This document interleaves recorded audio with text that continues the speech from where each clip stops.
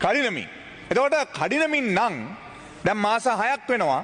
මං ඉල්ලන්න කැමති අපි ඊටාම මේ අජිත් පෙරමැතිතුමා කියපු කාරණේ මම පිළිගන්නවා. විශේෂයෙන්ම ආණ්ඩුවකට ජනප්‍රියතාවයේ තියෙන කාලවකවානුව තුළ තමයි මෙවැනි වෙනස්කමක් මේක මේ රටේ විශාල අර්බුද ගණනාවක් එන්න පුළුවන්. විවිධ අභියෝග ගණනාවක් එන්න පුළුවන්. බලය බෙදීම ගැන විශාල ප්‍රශ්න ගණනාවක් එන්න පුළුවන්. හැබැයි ඒවට විසඳුම් හොයන්න පුළුවන් වෙන්නේ ශක්තිමත් ආණ්ඩුවක් රජයක් තියෙන වෙලාවේ පමණයි. අද අපි විපක්ෂයේ විදිහට කියනවා ඒකට තමුන්නාන්සලා ගෙනියන ක්‍රියාදාමයට අපි සම්පූර්ණ සහයෝගය දෙන්න සූදානම්. මේ ජනාධිපතිකමය මේ රට විනාශ කරපු ක්‍රමය කියලා ඔබතුමාලා දිගින් දිගටම කිව්වා. අපිත් කිව්වා. අපිත් අදත් කියනවා ඒක. පැහැදිලිව අපි ඒක වෙනුවෙන් පෙනී හිටිනවා. ඒ නිසා ජනාධිපති ධූරය අහෝසි කරන්න ඕනේ. අහෝසි කරන ගමන් විවිධ සංකූලතා තියෙන ප්‍රශ්න තියෙන නැත්නම් විවිධ සැක සංකා තියෙන ජන කොටස් ඉන්නවනම් නැත්නම් අපේ ගෞරවනීය ස්වාමින්දයන් වහන්සේලා ඒ වගේම ජාතිකත්ව බලවේගයන් මේ සියලු දේවල් වලට සාධාරණ විසඳුමක් දෙන්න පුළුවන්. අල්තබීමේ යෝජනාවක් ගෙනල්ලා කියන්න තරම් ඔවුන් උනන්දු වෙලා තියෙනවා. ඒ ගැන ස්තුතිවන්ත වෙනවා. හැබැයි මේක දශක 3කට වැඩි ගරු මන්ත්‍රීතුමා සෑම ජනාධිපතිවරයෙක්ම ශ්‍රේෂ්ඨාධිකරණයට ගල් ගැහුවා. අග්‍රවිශකාරතුමියව තමන්ට පක්ෂපාතයේ තීන්දුව දෙන්නේ නැහැ කියලා එළවා දාපු ඉතිහාසයක් ඇතුලේ 1 සිට 8 දක්වා ජනාධිපතිවරු මේ රට පාලනය කරේ ගරු මූලාසනාරූඪ මන්ත්‍රීතුමනි කැබිනට් මණ්ඩලයකින් නෙවෙයි පාර්ලිමේන්තුවකින් නෙවෙයි තමන් හදාගත්තු කල්ලියකින් ජේ.ආර්.ට කල්ලියක් හිටියා ජේ.ආර්. ජයවර්ධන මහත්තයාට කල්ලියක් හිටියා ප්‍රේමදාස මහත්තයාට කල්ලියක් හිටියා චන්ද්‍රිකා බණ්ඩාරනායක මහත්මියට කල්ලියක් හිටියා මහින්ද රාජපක්ෂ මහත්තයාට කල්ලියක් හිටියා මෛත්‍රීපාල සිරිසේන මහත්තයාට හිටියා ගෝඨාභය රාජපක්ෂ මහත්තයාට කල්ලියක් හිටියා ඉතිහාසයේ ප්‍රථම වතාවට තමයි කැබිනට් මණ්ඩලයක් එක්ක අපි රටක් පාලනය කරන්නේ දැන් පාර්ලිමේන්තුවට වග කියන ජනාධිපතිවරයෙක් ඉන්නේ මේ 9 වෙනි ජනාධිපතිවරයා දැන් ඒකින්ද අද එවකට මේ තීච්ඡ විධායක ජනාධිපතිවරයේ තීච්ඡ බියංකාරකම පාතාලයේ දක්වා සංක්‍රමණය වෙලා තිබුණා විධායක ජනාධිපති ධූරයේ පාතාලයත් ආක්‍රමණය කළා තිබුණේ. ඒ මට්ටමට ගෙනාවේ. අද තමයි ජනාධිපතිවරයෙක් ඉන්නේ ජනතාවට වග කියන්නේ. ගරු මූලාසනාරූඪ මන්ත්‍රීතුමනි අද ව්‍යවස්ථාදායකයට බලපෑමක් නැහැ. අද අධිකරණයට බලපෑමක් නැහැ. අද අපි දැක්ක ගරු අභ්‍යාචන අධිකරණය.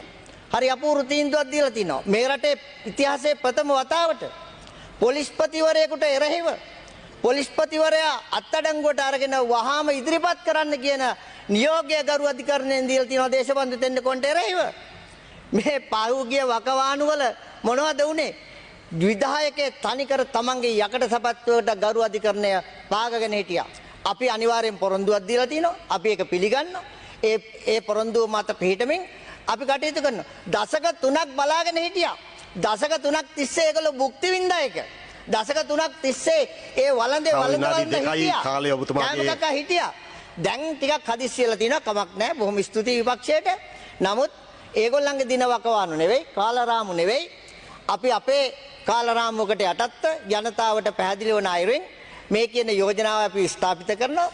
අපි අපේ ප්‍රතිපත්ති ප්‍රකාශනයේ තියෙන සෑම කාරණයක්ම අපි ඉෂ්ට කරනවා. ඒකින්ද යලිත් මා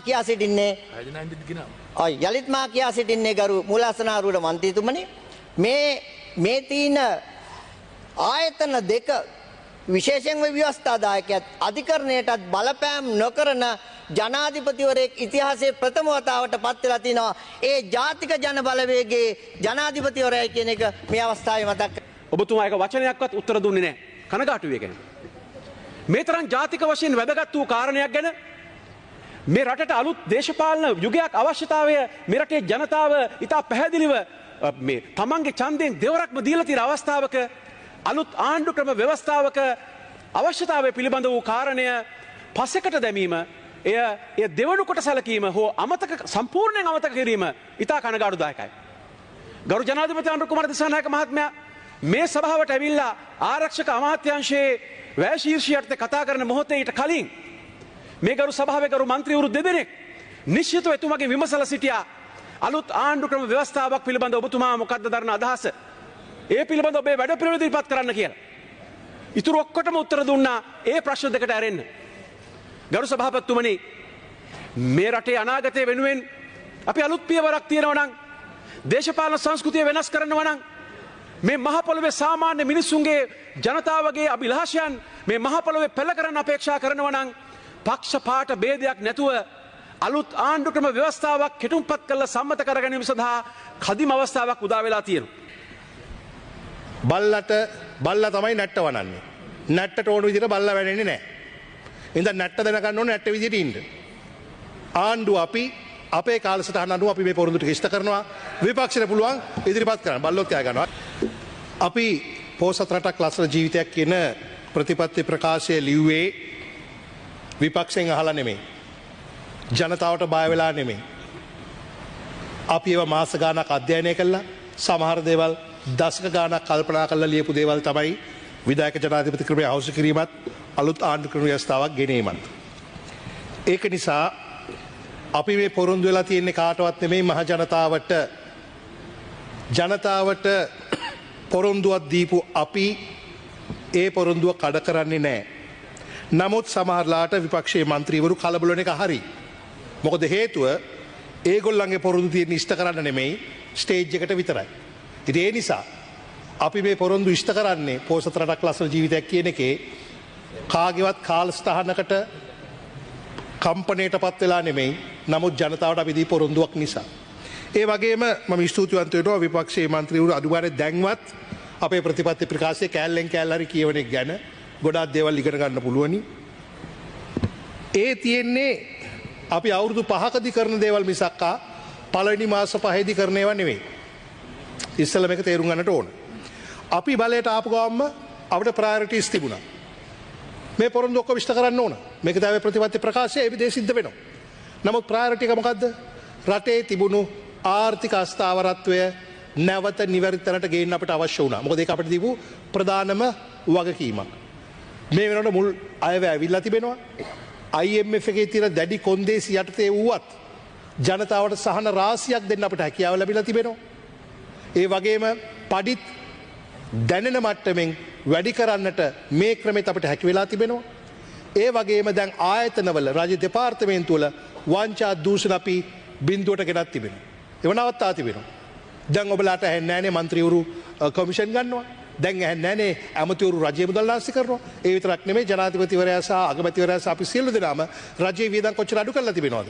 නාස්තිය කොච්චර අඩු කරලා තිබෙනවද? මේක තමයි මුල් තේ. අන්න අපි ඒ දේ ඉස්සෙල්ලා කළා. දෙක මිනිස්සු අපෙන් බලාපොරොත්තු වෙනවා මොකද්ද? වංචනිකයන් දූෂිතයන් අධිකරණ ඉදිරියට පමුණුවන්න. අන්න ඒ වැඩ පිළිවෙල දැන් ආරම්භ කළේ ඒ ගැනම යමින් තිබෙනවා. අපේ වටකල සහෝදර මන්ත්‍රීතුමා කිව්වෙත් ඒකයි. කොයි රටේද IGP කෙනෙක් පොලිසියෙන් හැංගුණේ? සමහරලාට වෙන ආණ්ඩුවක් හිටියනම් ඔය IGP හැංගෙන්නෙත් නැහැ. ඇයි දන්නවා බාර වෙලා සති දෙකකට පස්සේ කිසි කරදරයක් නැතුව නැවත ගෙදර යන්න පුළුවන් කියලා. නමුත් අපේ ආණ්ඩුවට බාර වෙන්න යාගේ කැමැත්තක් තිබුණේ නැහැ. ඒ හින්දා තමයි කෝට් ඔෆ් අපීල් එකේ ගිහිල්ලා රිට් ඇප්ලිකේෂන් එකක් දාලා කිව්වේ මාවත් අඩංගුවට ගන්න එපා. මොකද එයා දන්නවා අපේ ආණ්ඩුව යටතේ හොරුන්ට වංචනිකයන් ඉඩ නැහැ.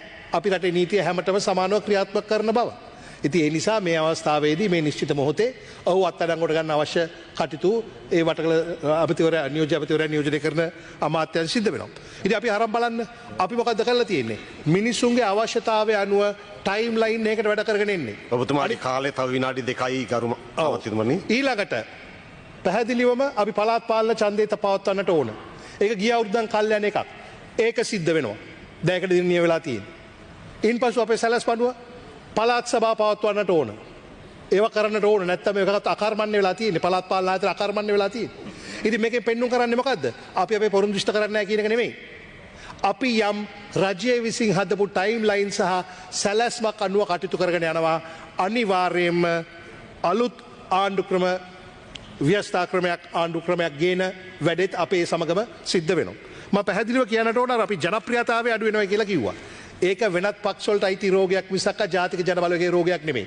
අපේ එන්න වැඩි වෙනවා. මොකද අපි උන්ව තලාපෙලා විනාශ කරන්නේ නැහැ. එහෙනම් මේ අවුරුදු 5 අවසානයේ නැවත වතාවක් රටේ ජනතාව අපිට බලය දෙන්න කල්පනා කරනවා. මොකද හේතුව අපේ ජනප්‍රියතාවය වැඩි වෙනවා. එහෙනම් මේ ප්‍රශ්නේ බලපාන්නේ නැහැ.